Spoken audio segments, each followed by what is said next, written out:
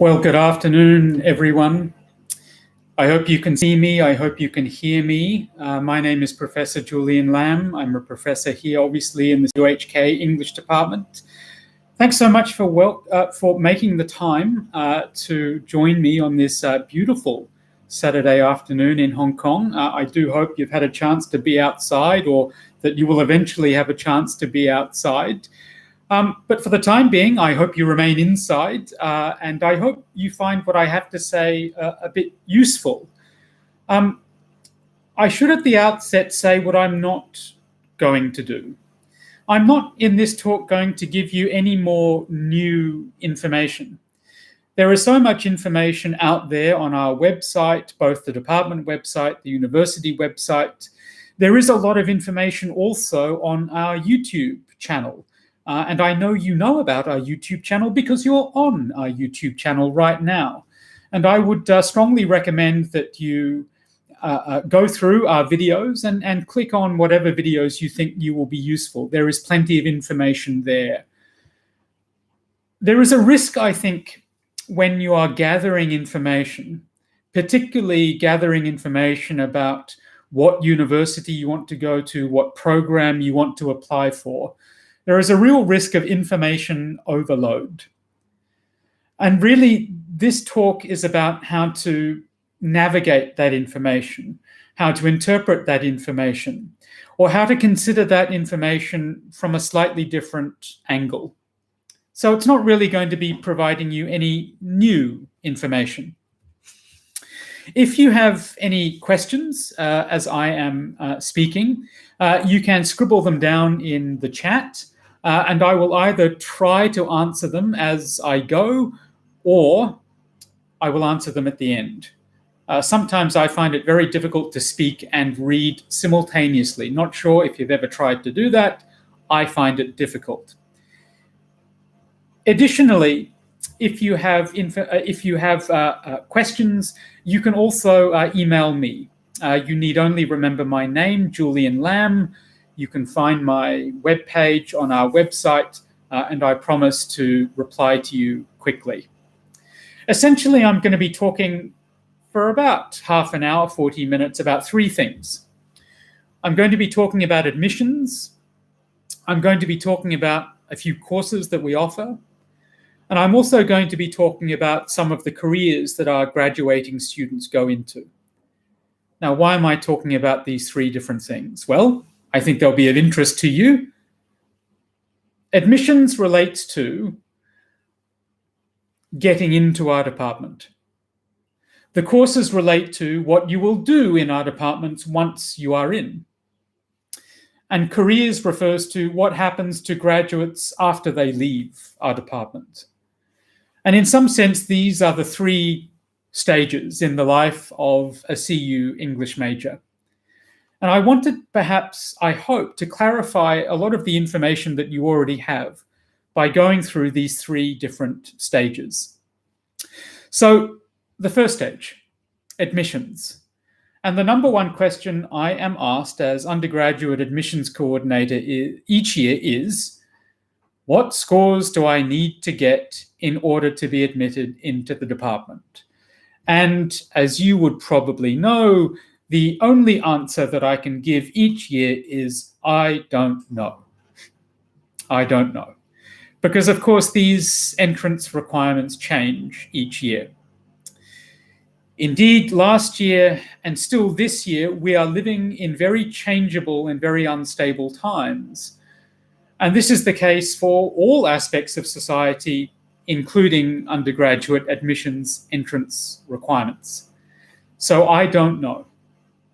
The best I can do is draw your attention to what it says on our website. If you were to go to our website, you will see a little box on that opening page, which I think has undergraduate BA or undergraduate English major. And if you click on that box, you will come to a page that has a lot of tabs down the left-hand side. One of those tabs will say admissions, admissions. Click on admissions, and you will come to a page that has last year's entrance requirements. I'm afraid that's the best we can do. And that's the most precise we can be at predicting what this year's entrance requirements are going to be. One thing that I can say quite definitively is that it is a university requirement that students achieve 3 or more for Chinese. Now, it is a great disappointment to me each year when I will have a candidate email me and say, I got 5-star for English. Actually, my overall DSE score is pretty good, but I got a 2 in Chinese. Can you admit me? And I'm afraid each year I have to say, no, I can't admit you. It's a university requirement, and there's nothing that we can do about that. There are good reasons for why it's a university requirement, but I can't change them. One thing I will say, however, if you are in that situation where you have not scored 3 for Chinese, but have done extremely well, 5-star, for instance, for English, and if you felt that you interviewed very well when you came to our department, then feel free to email me. I will not be able to admit you on the basis of your score in Chinese, but I might be able to advise you on a course of action. Okay? So you can email me and I might be able to give you some advice. On the subject of the interview, and all undergraduates will need to be interviewed before they come into our department. A question I often get asked is, what will the interview be like? And if you're asking that question, then you're in luck, because we have a YouTube video called Surviving and Thriving. I get them mixed up. Surviving and Thriving in an Interview. And basically, this video essentially tells you what the interview will be like. And just to preempt, if you have not already seen that video, to preempt one of the principal messages of that video is that the interview is not intended to be in any way an unpleasant experience for you. And I want to be absolutely clear. Whoever the interviewer is, their aim is not to make you look dumb. Their aim is actually to make you look as good as you possibly can be. Because in a sense, by making you as good as you possibly can be, we can see what your potential will be. And I think we are more likely to get an accurate sense of whether you will fit in with our department. If you want more information, as I said, about the interview process, then do have a look at that video. So that's admissions. What about careers? What happens when you graduate from our department? What careers are available to you? 13% of our graduating students go into teaching. I think there is a misconception, a widely held misconception, that if you do an English major, then you definitely become an English teacher. Not the case. Only 13% of our graduating students go into teaching. Now, don't get me wrong. Teaching is a fantastic career. I'm a professor at this English department at a university. I regard myself as a teacher. Teacher is the most pleasurable and probably the most valuable thing that I do as a professor. And I think teaching is a wonderful career, and I would encourage you into it. But if you do an English major, it's not like you're signing your life up into teaching. Around about 31% of our graduating students go into further studies. And we have done a further survey as to which kinds of further study our graduating students go into.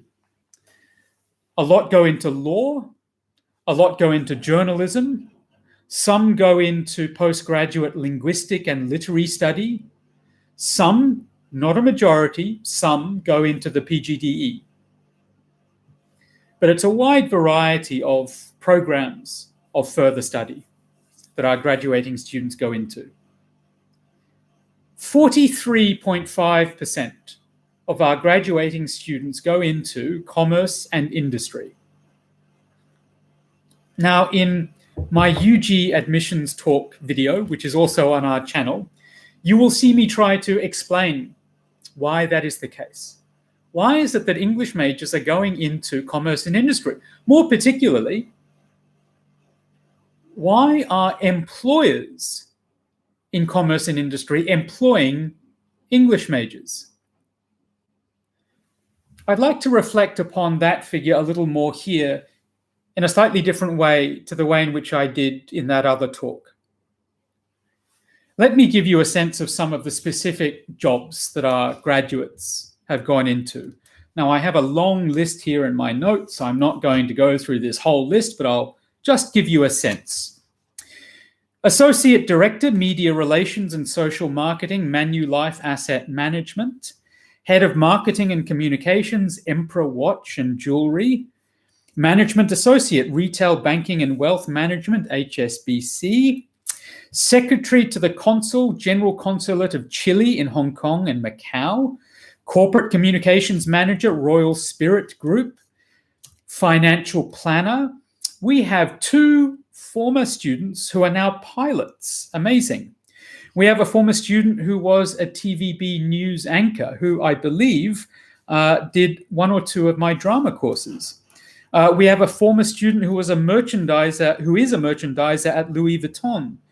We have someone who works for Yahoo Hong Kong, someone who's a program manager at Google. We have several lawyers, 2 of which are in Canada. Several of them have remained here in Hong Kong, and HSBC management trainees. This is a very wide variety of careers, a very wide variety of areas. 43.5% go into commerce and industry. How might we explain this figure? If this figure surprises us, then perhaps we need to question our own assumptions. Perhaps we should interrogate our own views. Firstly, about what employers in commerce and industry are looking for.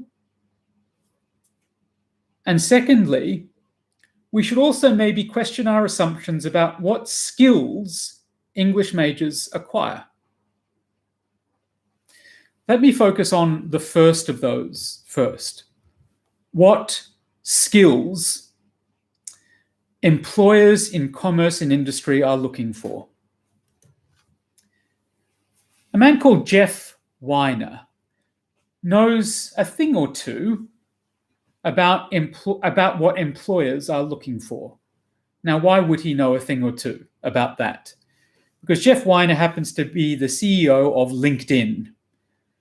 Now, as the head of the world's largest professional networking site, Jeff Weiner has access to presumably more detailed information about employment than any government. He knows what jobs organizations are advertising. He knows what jobs people have, and he also knows what jobs people want. He also has a profound sense of the jobs of the future, jobs that will be in demand in the future, that don't currently exist.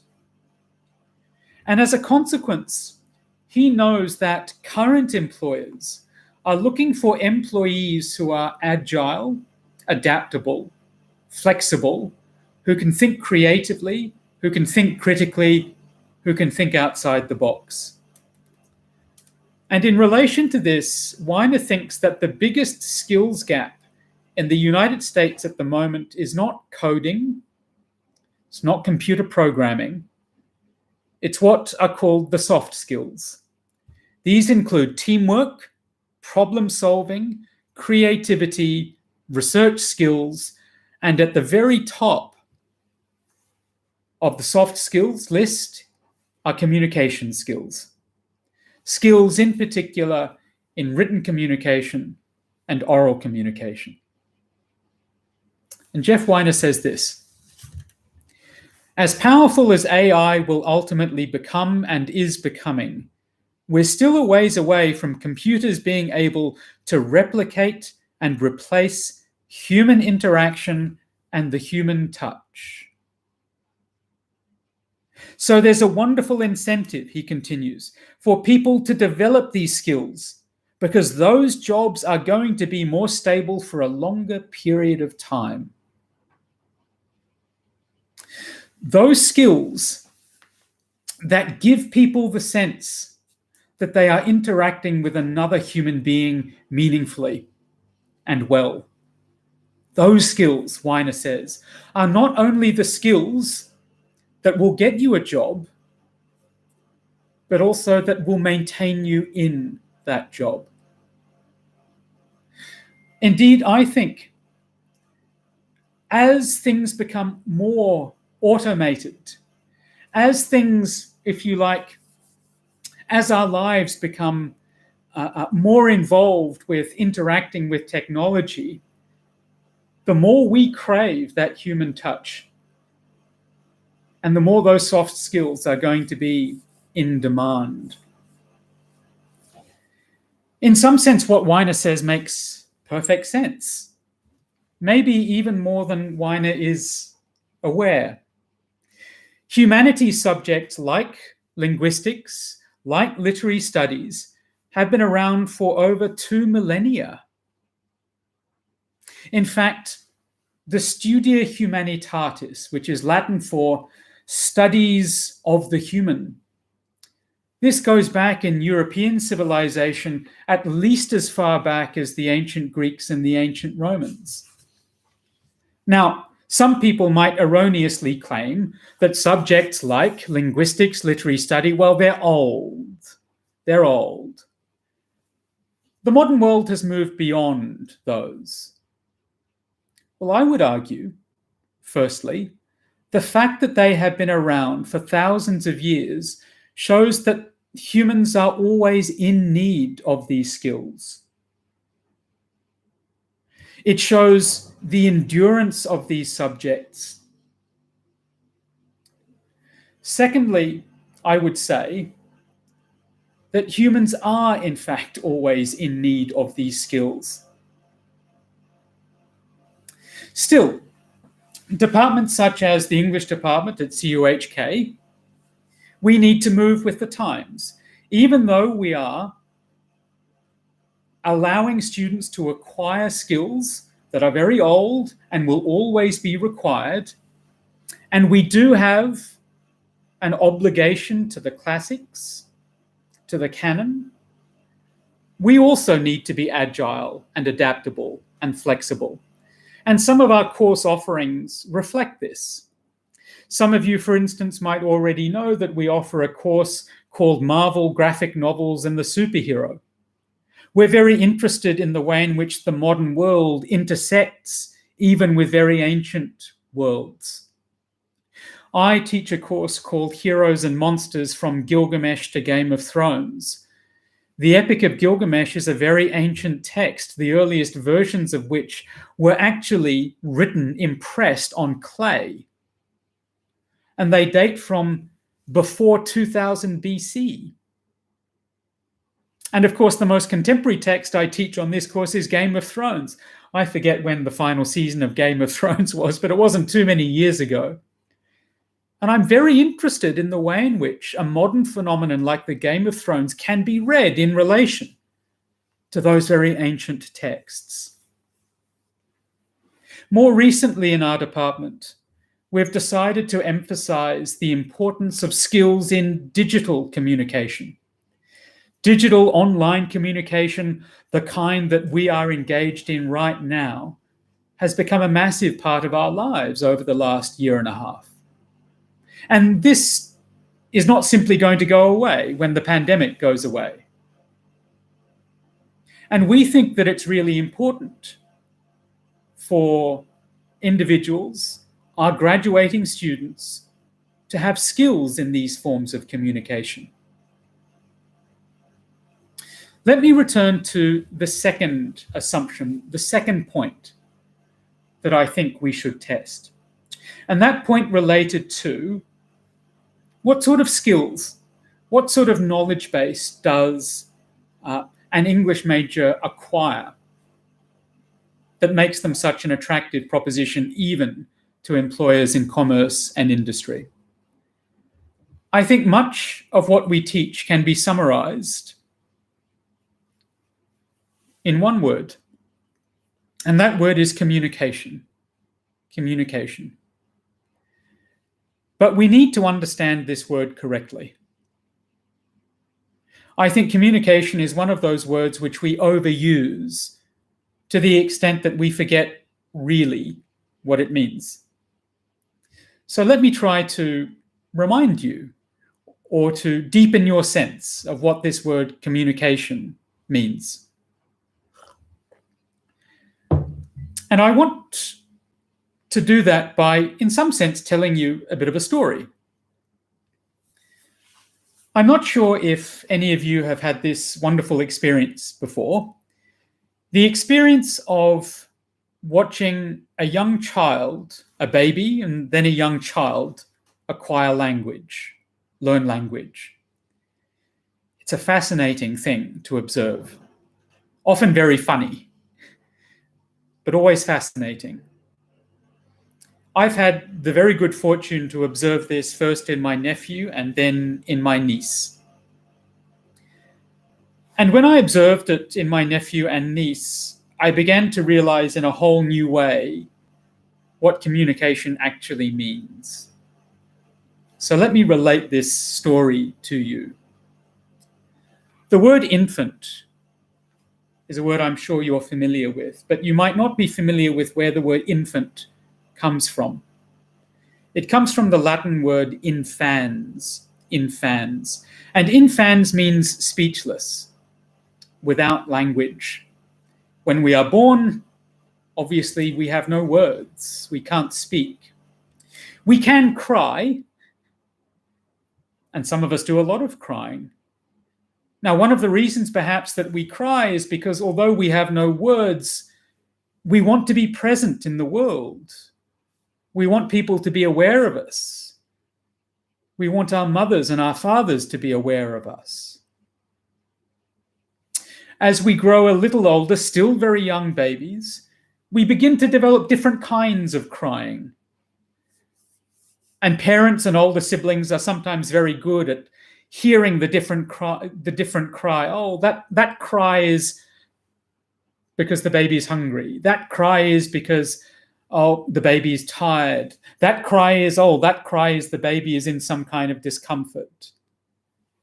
So we gradually develop ways of crying that can communicate some more specific meaning. We then move on perhaps to acquiring individual words. I'm not sure if your parents have revealed to you what your first word was. I think my first word was house.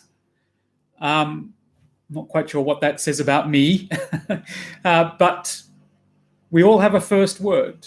Very often we sort of mispronounce our first word. We don't get it absolutely right, but there is a first word. And from that first word, we gradually acquire sentences or things that look like sentences. And very often the sentences that we are able to say are sentences that we are imitating from others, adults. There's a really amusing phenomena, and those of you who have observed someone acquire language will know it. When a child is imitating the sentences around them that they hear, sometimes they'll imitate a very adult sounding sentence or a very adult sounding phrase. My 4-year-old nephew, from somewhere, I don't know who, probably his mother, my sister, acquired the phrase, and that, as they say, is that. Now, it's okay an adult saying that, but when you hear a 4-year-old saying that, it's hilarious. It's wonderful. He's using an expression that is a little bit too adult for him because he's copied it from an adult. It's almost as if, you know, those, you've probably seen pictures of this or a real life example of this, of a young boy in a tuxedo. And it's very funny because a tuxedo you normally regard as adult clothing. And in some sense, that's what acquiring a language is. It's being dressed in adult clothing. And we gradually grow into this adult clothing.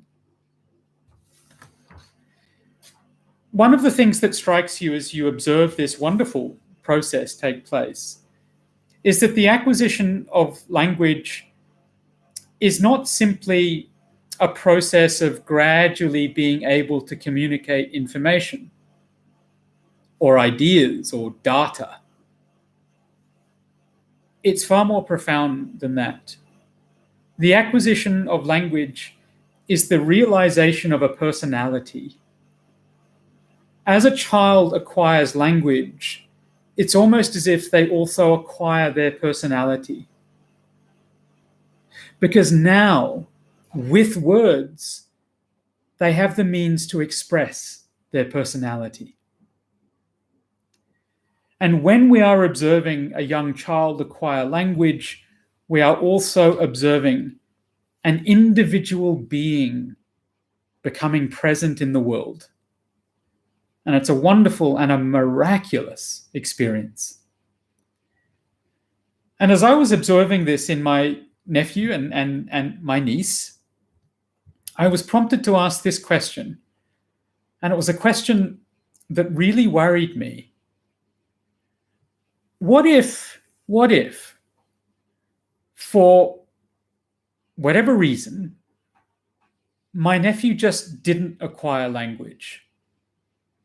That no matter how much we surrounded him with words and good words and correct words, English and Cantonese, what if the words just didn't go in? He didn't get it. And what if, try as he might to imitate, he could never quite imitate well? He could never quite imitate in a way that was comfortable or that was right enough for him to communicate himself. What would happen then? Now, the reason why I found that thought so horrifying is because what would happen then is, I would argue, a situation which comprises one of the most fearful things for almost all humans, and that is isolation. If you don't have language, if you don't have any means to be understood or to understand, you are profoundly isolated in the world. And isolation is a deeply fearful thing. But as I was asking this question and as I was meditating on the nature of this isolation, it became clear to me what the acquisition of language, what this whole process is. It is a journey out of our own speechless isolation into community with others. Our acquisition of language is a journey out of our own speechless isolation into meaningful community with other people. For it is in community with other people, when we make ourselves understood and others make themselves understood to us, it's in community with others that we become most fully realized as personalities, as characters, as individuals, as humans. And that's so important. That's vital. If the acquisition of language is a journey, if you like, out of our own isolation into community, then here's a question. When does this journey end? Well, clearly, there is a point at which we achieve a certain proficiency in language. You have all achieved proficiency in English. My nephew is achieving a degree of proficiency in English. But is that where the journey ends? I would suggest perhaps not. And it doesn't end there, partly because we and our world are always changing. There are always new challenges to our acts of communication, new subjects that we can't talk about, new subjects that we must talk about, subjects which we have talked about in one way all of our lives that we must suddenly talk about in a slightly different way. The journey never ends. We are all engaged in this lifelong journey out of our own isolation and into community with others. Community, communication. It's no coincidence that they sound alike. They are etymologically linked. Communication is what makes community possible. It is the basis of community. And in essence, what we do in our department is to give you the skills to be in meaningful community with others. Whether those communities are a family community or a friendship community, or perhaps most profoundly and usefully, a work community. How can you be meaningfully and powerfully present in a work community? Through skills in communication. And I'd like to end by very briefly talking about 3 courses that we offer. All of the courses that we offer in one way or another teach skills in communication. But I just wanted to talk about these 3. The first is called Acquisition of English as a Second Language. And I imagine this theme is of distinct interest to the vast majority of you. In a sense, this is a course about how we make that journey out of our own isolation and into community in a language that is not our native tongue. In this course, students will gain familiarity with key concepts in second language acquisition theory. How is it that humans learn a second language? And what factors make their learning more challenging or perhaps less challenging? Another course that we're very excited to offer, and this is a relatively new course, is called Digital Literacy as Social Practice. I said a moment ago that digital communication, online communication such as we are engaged in now, is an increasing emphasis in our program. Even when the pandemic goes, we will still be using Zoom and its various like platforms. And in this course, you will recognize, you will learn how technology has dramatically revolutionized the way we work, communicate, and interact with each other. And the course will also examine how new and continually evolving strategies of digital literacies have become critical for learners to participate agentively in the new social order. How can you use digital communication and digital literacy to empower yourself in this new post-pandemic world? And the final course that I wanted briefly to draw your attention to is creative writing, a course that I know a lot of our candidates are very interested in. Of course, many of you already do a lot of creative writing. And if you're anything like me, you have your little notebook in which you write your ideas, your little poems.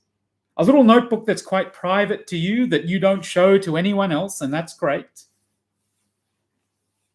This is a course that will not only teach you skills in creative writing, but will also give you the impetus to go from as it were, the isolation, the privacy of that notebook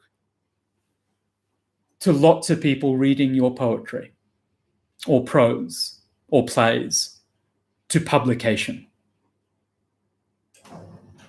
In some sense, this creative writing course, I think, is emblematic of so many of the courses that we offer, and in some sense emblematic of what we try to do in this department. We try to help you to acquire your own voice. And if you have your own voice, and your voice is clear and persuasive, and perhaps even beautiful, then people will listen to you. And if people listen to you in this world, it means that you are in community with them. You have a presence in that world. Thank you so much, everyone, for your time. I hope that's been useful. I hope that has been illuminating to you. If you have any questions about our department, about admissions, or about what life at our university is like, don't hesitate to email me, julianlam@cuhk.edu.hk. Thanks so much and have a great afternoon. See you.